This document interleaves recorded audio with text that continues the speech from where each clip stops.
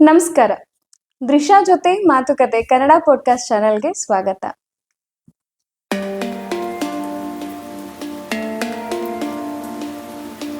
ಹತ್ತನೇ ದಿನ, ಇದು ನವರಾತ್ರಿ ಆದ್ರೂ 10ನೇ ದಿನ ವಿಜಯದಶಮಿ ಅಂತ ನಾವು ಸೆಲೆಬ್ರೇಟ್ ಮಾಡ್ತೀವಿ.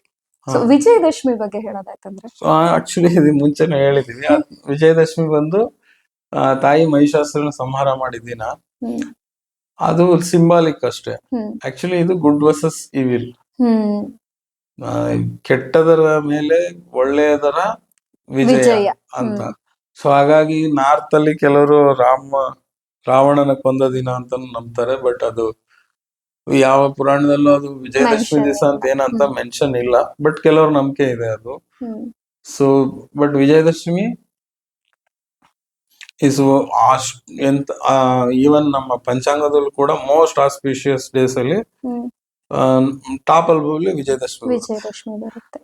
ಟಾಪ್ ನಂಬರ್ 1 ಅಲ್ಲಿ ವಿಜಯದಶಮಿ. ರಾಮಾಯಣದಲ್ಲಿಲ್ಲ, ಬಟ್ ಮಹಾಭಾರತದ ಒಂದು ಸನ್ನಿವೇಶದಲ್ಲಿ ಮೆನ್ಷನ್ ಇದೆ ಅನ್ಕೊಳ್ತೀನಿ.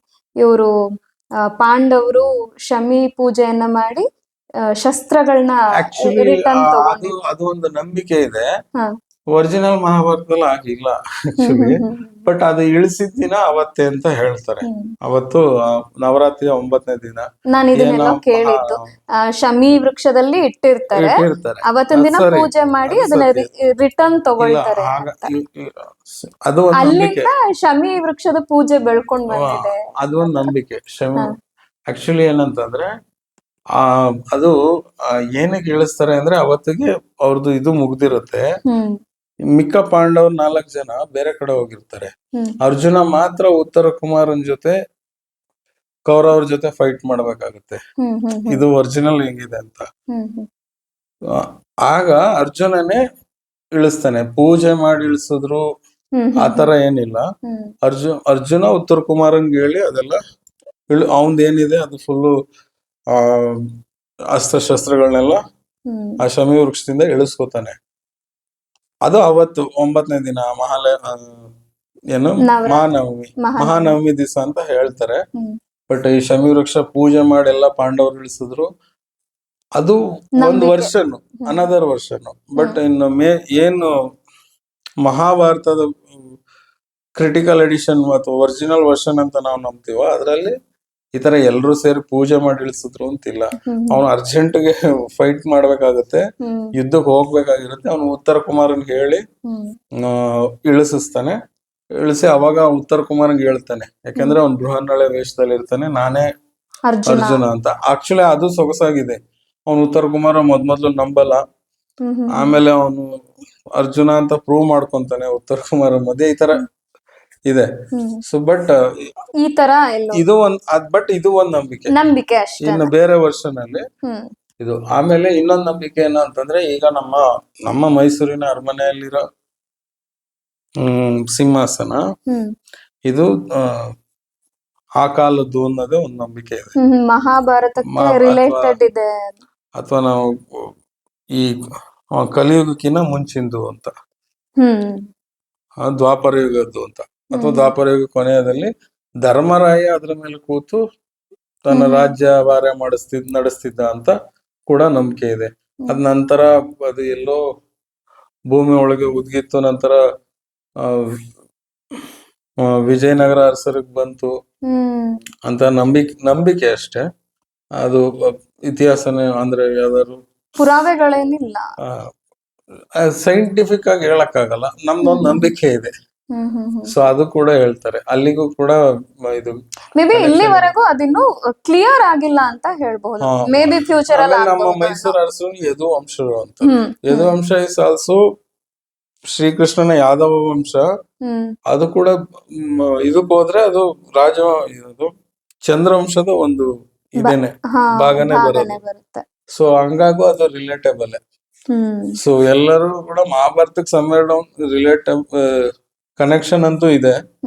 ಬಟ್ ಅದೇ ನೀವ್ ಹೇಳಿದ 9ನೇ ದಿವಸ ಪಾಂಡವರು ಅವ್ರ ಶಸ್ತ್ರಗಳನ್ನು ಪೂಜೆ ಮಾಡಿದ್ರು ಅನ್ನೋದು ನಂಬಿಕೆ ಇದೆ ಅಷ್ಟೇ. ಮಹಾಭಾರತದಲ್ಲಿ ಆ ತರ ಇಲ್ಲ. ಇನ್ನು ವಿಜಯದಶಮಿ ನೀವ್ ಹೇಳ್ದಂಗೆ ಒಂದು ತುಂಬಾನೇ ಶುಭಕರವಾದಂತ ದಿನ. ಅವತ್ತಿನ ದಿನ ಯಾವ್ದೇ ಕಾರ್ಯಗಳನ್ನ ಶುರು ಮಾಡಬಹುದು, ಯಾವ್ದೇ ಪೂಜೆಗಳನ್ನ ಹೌದು ಮಾಡಬಹುದು. ಹೌದು.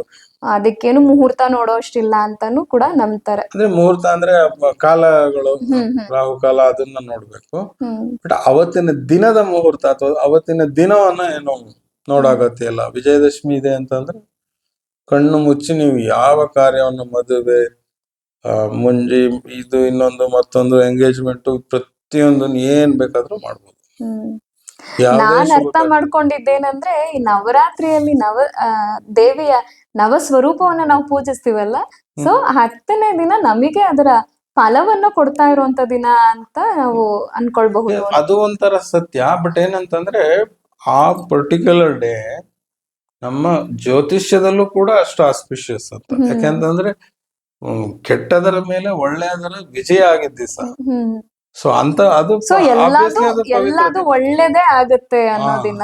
ಆ ರೀತಿ ಆ ರೀತಿ ರೀತಿ ಇದು ಈ 10 ದಿನದ ವಿಶೇಷತೆಗಳನ್ನ ನಾವೀಗ ತಿಳ್ಕೊಂಡ್ವಿ ಅಲ್ವಾ.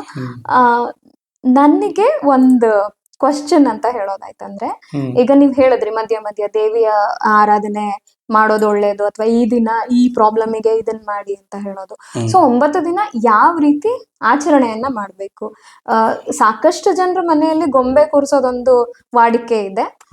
ದೇವಿಯ ಅಂದ್ರೆ ಘಟಸ್ಥಾಪನೆ ಅಂತ ಹೇಳ್ತಾರೆ, ಅದೊಂದು ವಾಡಿಕೆ ಇದೆ. ದೇವಿಯನ್ನ 9 ದಿನ ಪೂಜಿಸ್ತಾರೆ. ಬಟ್ ಪರ್ಟಿಕ್ಯುಲರ್ ಆಗಿ ಅಥವಾ ಈ ವರ್ಷ ದೇವಿಯ ಈ ಯಾವ್ದು ವಾಡಿಕೆ ಇಲ್ಲ, ಈ ವರ್ಷದಿಂದ ನಾವೇನಾದ್ರೂ ಶುರು ಮಾಡ್ಬೇಕು ಅಂದ್ರೆ ಯಾವ ರೀತಿ ಶುರು ಮಾಡ್ಬೇಕು, ಏನ್ ಮಾಡಬಹುದು? ಗೊಂಬೆ ಕೂರ್ಸೋದ್ರ ಬಗ್ಗೆ ನಾನು ಇಲ್ಲಿ ವಿಡಿಯೋದಲ್ಲಿ ಹೇಳಕ್ಕಾಗಲ್ಲ. ಯಾರು ನಿಮ್ಮಲ್ಲಿ ಕೂರಿಸ್ತಿರೋರ ಹತ್ರ ಹೋಗಿ ಅದು ಹೇಗೆ ಏನು ಅಂತ ತಿಳ್ಕೊಂಡು ಅದು ನೀವು ಇದನ್ನ ಈ ವರ್ಷದಿಂದ ಶುರು ಮಾಡೋದಿದ್ರೆ ಆ ರೀತಿ ತಿಳ್ಕೊಳ್ಳೋದು ಉತ್ತಮ. ಇಲ್ಲ ನೀವು ಕೂರಿಸಿದಾಗ ಅದೊಂದು ವಿಡಿಯೋ ಮಾಡಿ ಹಾಕಿ, ಯಾಕಂದ್ರೆ ನೀವು ಕೂರಿಸ್ತೀರಾ.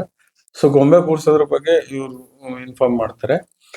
ನಾನು ಈ ದೇವಿ 10 ದಿವಸದಲ್ಲಿ ನೀವೇನಾದ್ರು ಆಧ್ಯಾತ್ಮಿಕವಾಗಿ ಏನಾದ್ರು ಪೂಜೆ ಮಾಡ್ಬೇಕು, ಏನಾದ್ರು ಉಪಾಸನೆ ಮಾಡ್ಬೇಕು, ನಮ್ಗೇನು ಗೊತ್ತಿಲ್ಲ ಅಂತ ಅಂದ್ರೆ ಉಪವಾಸ ನಿಮ್ಮ ಕೈಲಿ ಶಕ್ತಿ ಇದ್ರೆ, ಆರೋಗ್ಯವಂತರಾಗಿದ್ರೆ ಮಾಡ್ಬೋದು. ಅದು ಬಿಟ್ಟು ಶುಚಿರ್ಭೂತರಾಗಿ ಬೆಳಗ್ಗೆ ಎದ್ದು ಮಾಮೂಲಿ ನಿಮ್ಮ ಕುಲದೇವತೆ ಪ್ರಾರ್ಥನೆ ಮಾಡಿ, ಹತ್ರದಲ್ಲಿ ಯಾವ್ದಾದ್ರು ದೇವಸ್ಥಾನ ಇದ್ರೆ ದೇವಿಯ ದೇವಸ್ಥಾನಕ್ಕೆ ಹೋಗಿ ಬನ್ನಿ. ಬೆಸ್ಟ್ ನಾನು ಹೇಳೋದು ದೇವಿಯ ಸಹಸ್ರನಾಮಗಳು ಅದನ್ನೆಲ್ಲ ಪಾರಾಯಣ ಮಾಡೋದು. ಫಾರ್ ಎಕ್ಸಾಂಪಲ್ ನಾನು ತುಂಬಾ ಸರಿ ಹೇಳಿದ್ದೀನಿ, ಲಲಿತಾ ಸಹಸ್ರನಾಮ ದೇವಿ ಆರಾಧನೆ ಅಂತ ಬಂದ್ರೆ ಲಲಿತಾ ಸಹಸ್ರನಾಮ ಅದ್ರ ಮುಂದೆ ಅದು ಅಲ್ಟಿಮೇಟ್. ಯಾಕಂತಂದ್ರೆ ಅದು ಪಾರಾಯಣ ಮಾಡಿದವ್ರಿಗೆಲ್ಲರಿಗೂ ತುಂಬಾನೇ ಪಾಸಿಟಿವ್ ಇದು ರಿಸಲ್ಟ್ಸ್ ಬಂದಿದೆ. ಸೊ ಲಲಿತಾ ಸಹಸ್ರನಾಮ, ಅದ್ ಬಿಟ್ರೆ ದುರ್ಗಾ ಸಪ್ತಶತಿ ಇದೆ, ಹಲವಾರು ಇದಿದೆ. ಬಟ್ ನನ್ನ ಸಜೆಷನ್ ಕಥೆಗಳು ಅದನ್ನು ಕೂಡ ಖಂಡಿತ ಓದ್ಬೋದು. ನೀವು ಅವತ್ತು ಉಪವಾಸದಲ್ಲಿದ್ದು ಅದು ಮಾಡ್ತೀರಾ ಅಂತಂದ್ರೆ ದೇವಿ ಇದು ನಾನು ಬ್ರಹ್ಮಾಂಡ ಪುರಾಣದಲ್ಲಿ ಲಲಿತೋಪಾಖ್ಯಾನ ಇದೆ, ಅದ್ರದ್ದು ಕಥೆ ನಾವು ಚಾಮುಂಡೇಶ್ವರಿ ಇದ್ರಲ್ಲಿ ಅವ್ರು ಫುಲ್ ಹೇಳಿದ್ವಿ. ಅದು ಪ್ರತಿಯೊಂದು ಓದ್ಬೋದು. ಇದಿಲ್ಲ ಅಂತಂದ್ರೆ ಇದು ಕೂಡ ದೇವಿ ಭಾಗವತ, ಅದ್ರಲ್ಲೂ ಕೂಡ ನಿಮ್ ಕಥೆಗಳು, ಯಾಕಂದ್ರೆ ನಿಮ್ ಸಮಯನೂ ಕಳಿಯುತ್ತೆ, ದೇವಿಯ ಆರಾಧನೆನೂ ಆಗುತ್ತೆ, ಅದನ್ನು ಓದ್ಬೋದು. ಬಟ್ ಏನು ಗೊತ್ತಿಲ್ಲ ಅಂತ ಅಂದ್ರೆ ಲಲಿತಾ ಸಹಸ್ರನಾಮ ಅದ್ ನಿಮ್ಗೆ ಎಲ್ ಬೇಕಾದ್ರೂ ಸಿಗುತ್ತೆ, ಬುಕ್ ಅಂಗಡಿಯಲ್ಲೇ ತಗೊಳ್ಳಿಲ್ಲ ಅಂತಂದ್ರೆ ಆನ್ಲೈನ್ ಅಲ್ಲಿ ಇವಾಗ ಎಲ್ಲ ಸಿಗುತ್ತೆ. ಲಲಿತಾ ಸಹಸ್ರನಾಮ ಪಾರಾಯಣ ಮಾಡಿ, ಅದು ಬೆಸ್ಟ್. ನನ್ನ ಒಂದು ಸಣ್ಣ ಸಜೆಷನ್, ಲಲಿತಾ ಸಹಸ್ರನಾಮ ಕೂಡ ಆಗಲ್ಲ, ಸಮಯ ಸಾಕಾಗಲ್ಲ ಅನ್ನೋರು ಅಷ್ಟೋತ್ರಗಳನ್ನ ಓದ್ಕೊಳ್ಳಿ. ಆ ದೇವಿಯ ಅಷ್ಟೋತ್ರಗಳು ಸಿಗುತ್ತೆ, ಈಗೆಲ್ಲ ಫೋನ್ ನಲ್ಲೇ ಸಿಗುತ್ತೆ, ಅದನ್ನಾದ್ರೂ ಮಾಡಿ. ಈ ನವರಾತ್ರಿ ಒಂದು ಆಪರ್ಚುನಿಟಿ, ದೇವಿಯ ಒಂದು ಏನು ಅನುಗ್ರಹವನ್ನ ನಾವು ಪಡ್ಕೊಳ್ಳೋದಕ್ಕೆ, ದೇವಿಯ ಒಂದು ಬ್ಲೆಸ್ಸಿಂಗ್ಸ್ ನ ನಾವು ಪಡ್ಕೊಳ್ಳೋದಕ್ಕೆ ಒಂದು ಬೆಸ್ಟ್ ಆಪರ್ಚುನಿಟಿ. ಲಲಿತಾ ಸಹಸ್ರನಾಮ ಮಾಡೋದು ಒಳ್ಳೇದು, ಅದು ನಾವು ಮಾತಾಡಿದ್ದೀವಿ. ಅದೂ ಆಗಿಲ್ಲ ಅಂದ್ರೆ ಕಡೆಯ ಪಕ್ಷದಲ್ಲಿ ದೇವಿಯ ಅಷ್ಟೋತ್ರಗಳನ್ನ ಓದಬಹುದು. ಸಹಸ್ರನಾಮ ಅಂತಂದ್ರೆ 1008 ದೇವಿಯ ವಿಧವಾದ ಹೆಸರುಗಳಿರುತ್ತೆ. ನನ್ಗೆ ಗೊತ್ತಿಲ್ಲದವ್ರಿಗೆ ಹೇಳ್ತಾ ಇದ್ದೀನಿ. ಅಷ್ಟೋತ್ತರ ಅಂತಂದ್ರೆ ಆಕ್ಚುಲಿ ಅಷ್ಟೋತ್ತರ, ಅದು ಅಷ್ಟೋತ್ತರ ಶತನಾಮ ಅಂತ ಅಂದ್ರೆ 108 ದೇವಿಯ ಬೇರೆ ಬೇರೆ ಹೆಸರುಗಳಿರುತ್ತೆ. ಸೊ ನಿಮ್ಗೆ 1008 ಮಾಡ್ಲಿಕ್ಕೆ ಒಂದ್ 2ರಿಂದ 1.5 ಅವರ್ 2 ಅವರ್ ಹಿಡಿಬೋದು ಫಸ್ಟ್ ಟೈಮ್ ಮಾಡ್ತಾರೆ ಅಂದ್ರೆ. 108 ಮಾಡೋರ್ಗೆ ಒಂದು 10-12 ನಿಮಿಷ ಹಿಡಿಯುತ್ತೆ. ನಿಮ್ಮ ಟೈಮ್ ಅನುಸಾರ ನೀವು ಮಾಡ್ಕೊಳ್ಳಿ. ಬಟ್ ವರ್ಷದಲ್ಲಿ ಇದು ಒಂದ್ಸರಿ ಬರೋದ್ರಿಂದ ನೀವು ಯಾವ್ದಾರು ಪರ್ಟಿಕ್ಯುಲರ್ 1 ಡೇ ರಜಾ ತಗೊಂಡು ಅಥವಾ ನಿಮ್ಗೆ ರಜಾ ಇದ್ದಿದ್ದ ದಿವಸನೋ ಮೀಸಲಿಟ್ಟು ಲಲಿತಾ ಅವತ್ತು ಫುಲ್ ಡೇ ಮಾಡಿದ್ರೆ ನಿಮ್ಗೆ ಯೂಸ್ಫುಲ್. ಸೊ ಇದು ಉಪಾಸನೆ ಹೀಗೆ ಮಾಡ್ಬೇಕು ಅಂತ ಹೇಳಕ್ಕಾಗಲ್ಲ, ಅವ್ರವ್ರದ್ದು ಆಚರಣೆ ಬೇರೆ ಬೇರೆ ಇರುತ್ತೆ. ಇದು ನನ್ನ ಸಜೆಷನ್ ಅಥವಾ ನಾನು ಹೇಳೋ ರೀತಿ.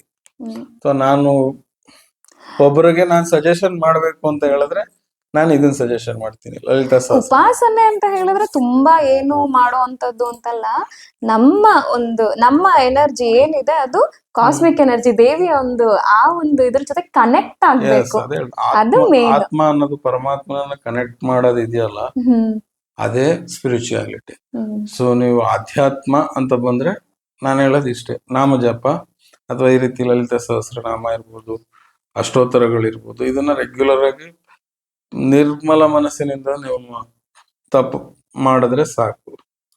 ಸೊ ಇದು ನಾನು ಒಬ್ಬರಿಗೆ ಸಜೆಸ್ಟ್ ಮಾಡೋ ಇದಿದ್ರೆ ಮಾಡುವ ರೀತಿ ಇದು. ಬೇರೆಯವರು ಪೂಜೆ ಇದು ಅದನ್ನು ಕೂಡ ಹೇಳ್ತಾರೆ, ಅದು ಕೂಡ ಸರಿ. ಅದು ನಿಮ್ಮ ಅನುಕೂಲಕ್ಕೆ ನಂಬಿಕೆಗೆ ಬಿಟ್ಟಿದ್ದು. ಇದಿಷ್ಟು ನವರಾತ್ರಿಯ ಈ ಒಂದು ದೇವಿಯ ಆರಾಧನೆಯ ಬಗ್ಗೆ ದೇವಿಯ ಕುರಿತು ನಾವು ಮಾತಾಡಿದ ನಮ್ಮ ಮಾತುಕತೆ. ಸೊ ಇಲ್ಲಿಗೆ ನಮ್ಮ ಈ ನವರಾತ್ರಿ ವಿಶೇಷವಾದಂತ ಪಾಡ್ಕಾಸ್ಟ್ ನ ಇಲ್ಲಿಗೆ ಮುಗಿಸ್ತಾ ಇದೀವಿ. ಸ್ನೇಹಿತರೆ, ನಮ್ಮ ದೃಶ್ಯ ಜೊತೆ ಮಾತುಕತೆ ಕನ್ನಡ ಪಾಡ್ಕಾಸ್ಟ್ ಚಾನಲ್ಗೆ ನೀವೇನಾದ್ರೂ ಮೊದಲನೇ ಬಾರಿ ಬರ್ತಾ ಇದ್ರೆ ದಯವಿಟ್ಟು ನಮ್ಮ ಚಾನಲ್ನ ಸಬ್ಸ್ಕ್ರೈಬ್ ಮಾಡ್ಕೊಳ್ಳಿ. ಹಾಗೆಯೇ ಬೆಲ್ ಐಕಾನ್ ಅನ್ನ ಪ್ರೆಸ್ ಮಾಡಿ, ನಮ್ಮ ಎಲ್ಲ ನೋಟಿಫಿಕೇಶನ್ಗಳು ನಿಮಗೆ ಸಿಗುತ್ತೆ. ಹಾಗೆಯೇ ನಮ್ಮ ಬೇರೆ ವಿಡಿಯೋಗಳನ್ನು ಕೂಡ ವೀಕ್ಷಿಸಿ ಮತ್ತು ನಿಮ್ಮ ಫ್ರೆಂಡ್ಸ್ ಅಂಡ್ ಫ್ಯಾಮಿಲಿ ಜೊತೆ ಶೇರ್ ಮಾಡ್ಕೊಳ್ಳಿ. ಮತ್ತು ನಮ್ಮ ವಿಡಿಯೋ ನಿಮಗೆ ಇಷ್ಟ ಆಯಿತು ಅಂದರೆ ಲೈಕ್ ಕೊಡೋದನ್ನು ಮರಿಬೇಡಿ. ನಿಮ್ಮಲ್ಲೇನಾದರೂ ಕ್ವಶನ್ಸ್ ಇದ್ದರೆ ಅಥವಾ ಸಜೆಷನ್ಸ್ ಇದ್ದರೆ ದಯವಿಟ್ಟು ಕಾಮೆಂಟ್ ಬಾಕ್ಸ್ನಲ್ಲಿ ಮೆನ್ಷನ್ ಮಾಡಿ. ಇನ್ನೊಂದು ವಿಶೇಷ ಎಪಿಸೋಡ್ನಲ್ಲಿ ಮತ್ತೆ ಸಿಗೋಣ. ನಮಸ್ಕಾರ.